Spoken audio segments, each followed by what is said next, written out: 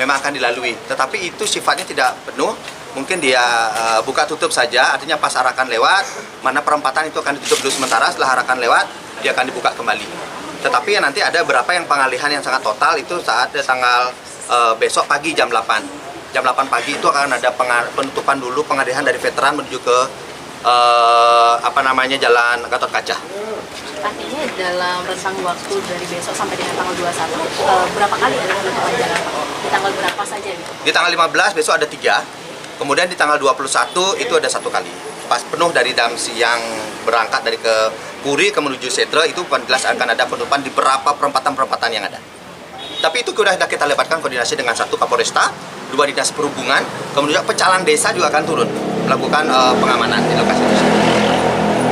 Pak, bisa jelaskan secara singkat makna Manak Toyoning dan pengarakan Ogoh-Ogoh itu singkatnya apa? Kalau itu mungkin Tuaji saya bisa menjelaskan, jadi beliau yang sesi upakaranya. Toyoning itu kita mencari cerita suci, ya, itu tadi akan dimanfaatkan di Setre itu tadi. Ya. Kemudian kita juga persembahyangan di Pertambangan Bandung.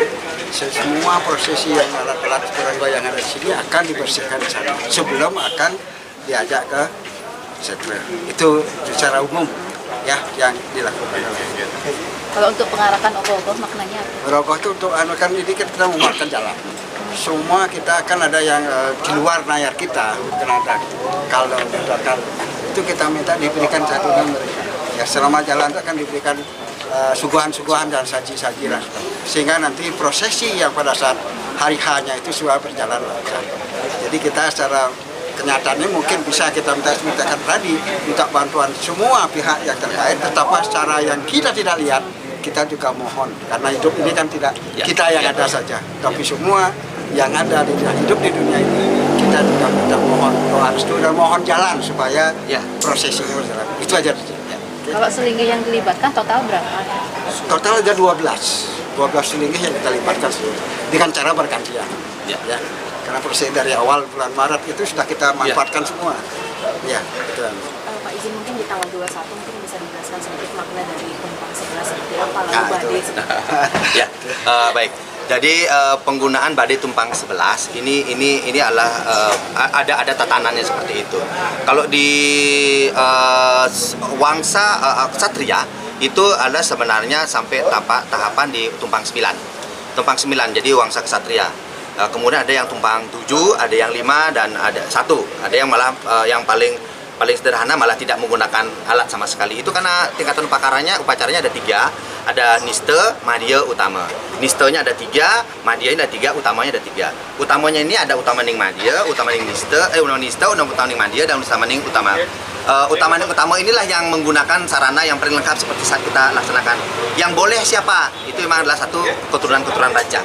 Keturunan raja yang boleh menggunakan Tumpang 9. Tetapi kalau ke Tumpang 11 adalah beliau yang sudah disucikan atau abhiseka. Nah, seperti itu. Kalau tidak abhiseka seperti ayahanda beliau itu hanya Tumpang 9.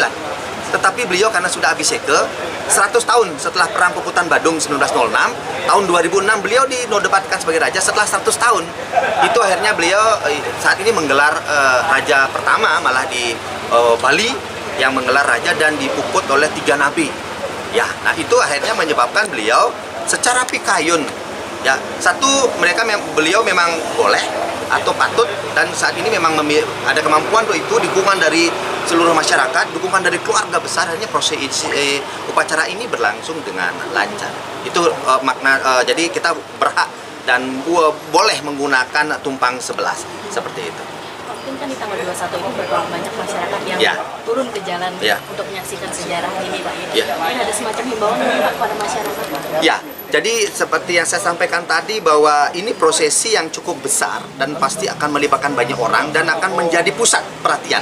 Karena keingintahuan, karena proses ini langka gitu ya.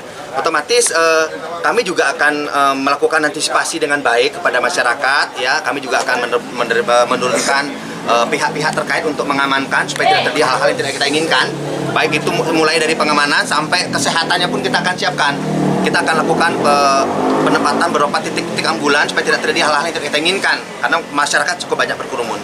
Kemudian apalagi banyak yang akan meliput ya saat seperti ini, kami tetap izinkan, kami tidak ada pelarangan untuk itu, silakan, tapi dalam koridor bahwa tetap menjaga keamanan, ya. Dan yang penting masyarakat silakan antusiasmenya ditunjukkan, karena itu adalah suatu pengalaman yang sangat luar biasa yang tidak mungkin kami bisa larang. Yang penting tolong jaga diri baik-baik nanti saat upacara itu, biar tidak terjadi hal-hal yang tidak kita inginkan. Ya mulai dari mungkin ada yang jatuh, ada cedera atau terdesak-desakan sampai ada yang pingsan. Mudah-mudahan tidak jadi seperti itu. Tolong harus dalam kondisi yang baik, sehat, supaya tidak terjadi hal-hal yang tidak kita inginkan. Yang penting kami mohon dukungan, doa restu supaya semua proses ini berjalan lancar. Kalau ini bisa berjalan lancar, ini kebanggaan bagi kita di Kota Denpasar. Ya, kebanggaan masyarakat Bali dan dunia. Karena semua akan mengakui, akan melihat prosesi yang akan kita laksanakan di Puri Agung Denpasar ini.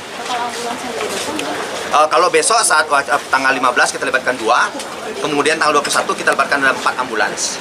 Ya. Itu akan ditempatkan di titik-titik bagi 4 titik yang ada sepanjang dari Caturmuka sampai Siprabadu.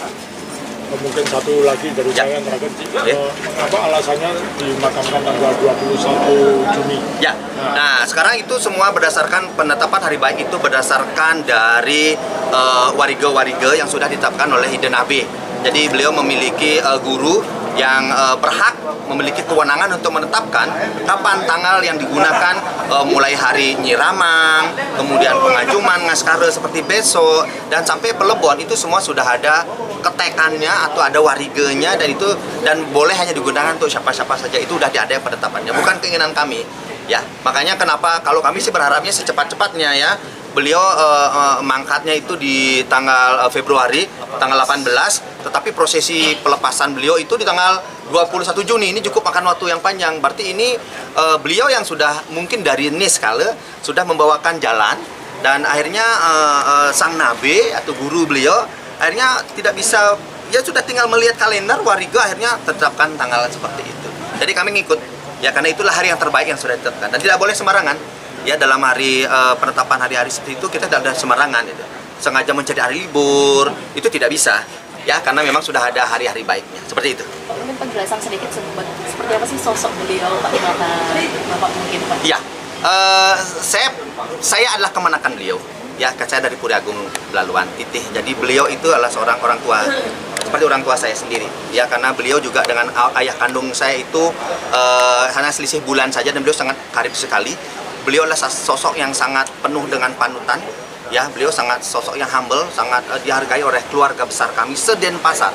Ya, karena beliau sangat ringan tangan, welcome sekali. Beliau bukan hanya mengayomi keluarga, warga besar pun diayomi, karena beliau juga lama duduk di anggota dewan. Ya, di DPR RI Pusat beliau duduk lama, dan banyak sekali bantuan-bantuan sudah beliau berikan kepada seluruh warga masyarakat termasuk keluarga. Jadi beliau adalah orang yang kami muliakan, kami tetuakan. Jadi apapun permasalahan yang ada di lingkungan keluarga, warga masyarakat, beliau selalu hadir untuk memberikan solusi untuk perbaikan ke depan untuk kita bersama-sama. Ya, dan beliau pun di sela-sela kesibukannya masih, walaupun beliau seorang pejabat sebelumnya, beliau masih tetap menyempatkan hadir dalam kegiatan-kegiatan yang ada di keluarga. Dan sampai akhirnya beliau harus mengikuti petunjuk dari secara Niskala bahwa beliau harus abiseke, itu bukan keinginan dari beliau. Ya, jadi beliau sudah lama menunda-nunda, karena itu satu tugas tanggung jawab yang cukup berat. Kalau sudah abiseke, kemudian beliau sudah menunda cukup lama, tapi tidak bisa juga. Malah dengan penundaan ini beliau malah mengalami keterpurukan dalam kondisi kesehatan dan lain itu bisa terancam. Akhirnya beliau memutuskan, baik kami akan melakukan tuntunan dari beliau mengisi kekosongan itu melalui abiseke ratu yang jatuh di 2006 kemarin, yaitu melibatkan warga masyarakat, keluarga juga dukungan. Jadi beliau orang yang sangat humble sekali, humble, ramah sekali. Kalau dengan saya misalnya, karena kebetulan saya dokter, ada apa-apa beliau selalu call dengan saya kunjungi beliau dan kita ngobrol panjang lebar walaupun sampai dini hari, karena beliau memang orang yang suka bercerita dan beliau tidak pelit dengan ilmu. Beliau akan selalu memberitahu bahwa kita itu siapa, kenapa bisa seperti ini. Jadi beliau selalu akan memberitahu waris-waris beliau. Jadi saya selaku keponakan saat ini juga diberikan kepercayaan sebagai Manggala Karya, ketua panitia. Ini merupakan sebuah kebanggaan, dan ini tanggung jawab berat kami semua di keluarga untuk mensukseskan upacara pelebohan beliau yang keprabon yang terakhir untuk beliau, persembahan kita terakhir untuk beliau. Seperti itu. keberadaan Puri ini satu-satunya Puri yang ikut puputan gadung di dalam kemerdekaan. Ya. Ya, makanya leluhur saya juga ikut puputan di sini, seorang pendeta, ya, dengan leluhur beliau ini ikut melawan Belanda dalam menentukan kemerdekaan kita. Salah satunya tahun 1906, ya, puputan ada di sini. Nah, itu mungkin tambahan bahwa gimana Puri ini keberadaan dalam melawan penjajahan di zaman itu. Ya. Ini tambahan. Ya. Cukup. Ya kan? Itu cukup. Saya Pak, satu. Iya. Tadi Pak kan tadi dibilang untuk Pulau ini kan begitu istimewa gitu dan Baru kaitannya dengan warisan budaya. Mungkin bisa dijelaskan kembali Pak terkait hal itu. Baik. Kita ketahui satu, Puri Agung Denpasar ini merupakan puri cikal bakal lahirnya Kota Denpasar. Jadi kenapa ada Kota Denpasar? Karena ada Puri Agung Denpasar. Dan Puri Agung Denpasar merupakan raja terakhir yang ada di Kota Denpasar. Raja terakhir yang ada di Puri Agung Denpasar. Dan beliau merupakan saat ini raja terakhirnya karena belum ada pengangkatan raja berikutnya. Jadi otomatis kita ingin memuliakan beliau, memberikan penghargaan yang setinggi-tingginya kepada beliau dengan menyelesaikan keprabuan beliau dengan tingkatan upacara yang terbaik dan sepantasnya untuk beliau. Dan itu merupakan sebuah warisan budaya. Jadi inilah kenapa kami selaku warisnya ingin tetap melestarikan budaya dan tatanan-tatanan yang ada di Puri. Itu menjadi tanggung jawab kita. Kalau bukan kita, siapa lagi? Jadi kalau tidak ada proses seperti ini, masyarakat nggak akan tahu kenapa bisa ada upacara seperti ini. Nanti kalau sudah tidak ada lagi, nanti dikira sudah memang tidak ada gitu. Tetap akan ada sesuai dengan kebutuhan dan tuntutan. Yang penting pantas apa tidak untuk dilaksanakan. Supaya tidak nanti bukan karena masalah ada uang atau tidak. Yang penting pantas dulu. Nanti kalau sudah ada pantas akan mendapatkan dukungan dari seluruh keluarga beliau. Akhirnya prosesi saat ini bisa berjalan dengan baik. Jadi itulah sebuah budayanya. Jadi adat istiadat yang ada di Bali itu tidak lepas dari budaya. Ya, seperti itu.